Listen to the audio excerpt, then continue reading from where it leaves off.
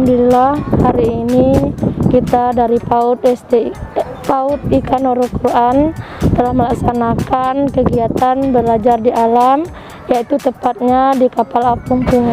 Adapun tujuan pembelajaran kegiatan belajar di alam, yaitu tepatnya di kapal apung Punge ini adalah anak-anak kita bisa mengenal sejarah yang ada di kapal apung.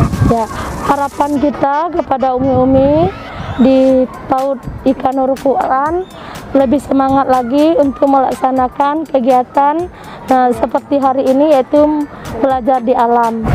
Dengan kegiatan ini semoga PAUD Nurul Quran lebih berjaya lagi ke depannya.